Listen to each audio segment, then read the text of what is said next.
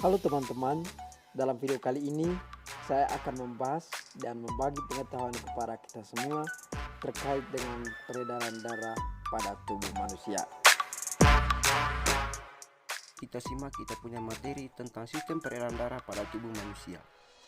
Maka dari itu saya meminta teman-teman untuk menyimak lebih paham pada materi yang saya berikan pada kalian. Karena pada umumnya sistem peredaran darah sangat penting bagi kelangsungan hidup manusia. Mari kita mengenal organ peredaran darah tersebut. Yang pertama, jantung. Jantung manusia terletak di dalam dada sebelah kiri. Jantung berfungsi untuk memompa darah di seluruh tubuh. Dan jantung berukuran sama seperti kepalan tangan masing-masing pemilik.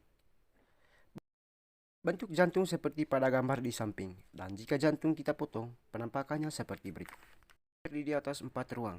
Pertama yaitu serambi kiri, yang kedua serambi kanan, yang ketiga bilik kiri, dan yang keempat bilik kanan. Dalam jantung tidak campur, maka jantung memiliki kutub atau sekat yang disebut kutub jantung.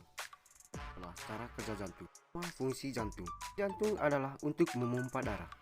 Mengalami relaksasi atau diastole, di mana otot jantung mengendur sehingga jantung seperti mengembang. Lalu kontraksi atau sistole, di mana otot jantung menegang, mengecup, dan letak jantung masih di bilik.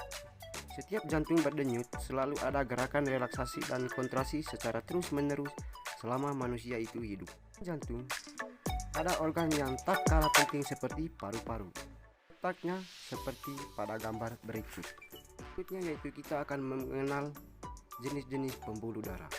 Yaitu pembuluh darah arteri, yaitu pembuluh darah yang membawa darah keluar dari jantung dan biasanya berwarna merah seperti gambar berikut. Kemudian pada pembuluh darah yaitu aorta atau pembuluh nadi terbesar.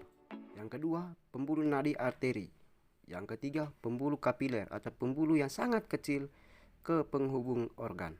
Kapiler yaitu pembuluh yang menghubungkan pembuluh darah langsung ke organ tubuh manusia. Pembuluh ini sangat kecil sekali. Pembuluh darah balik atau vena yang mengantarkan darah kembali ke jantung. Ada pembuluh darah arteri atau pulmonalis atau paru-paru. Pembuluh pulmonalis ini yang mengantarkan darah dari paru-paru kembali ke jantung. Ini adalah proses saat jantung berdenyut. Seperti yang dijelaskan sebelumnya, jantung berfungsi untuk memompa darah ke seluruh tubuh. Maka beginilah cara kerjanya. Relaksasi atau diastole, bentuk jantung mengembang dan darah berada di dalam serambi kanan dan serambi kiri. Tutup terbuka, lalu darah menuju ke bilik. Berkontraksi, bentuk jantung mengecup dan darah mulai dipompa keluar dari jantung menuju pembuluh darah, ke paru-paru dan ke seluruh tubuh. Lalu kembali ke jantung lagi. Proses tersebut terjadi secara terus-menerus setiap jantung berdenyut. Berikutnya yaitu proses peredaran darah. Darah di serambi kiri menuju bilik kiri, lalu menuju ke pembuluh darah, berkumpul sementara di aorta, lalu ke seluruh tubuh melalui pembuluh nadi atau arteri. Setelah itu, mengalir melalui pembuluh balik atau vena, menuju serambi kanan, lalu menuju ke arteri pulmonalis. Di paru-paru mengalami pernapasan lalu menuju vena pulmonalis. Proses tersebut terjadi secara terus-menerus setiap jantung berdenyut. Yaitu penjelasan tentang warna darah. Jika darah berwarna merah, maka darah mengandung oksigen atau O2 dan sari-sari makanan. Jika darah berwarna biru, maka darah tersebut banyak mengandung karbon dioksida atau CO2. Berikut ini adalah penjelasan tentang warna darah.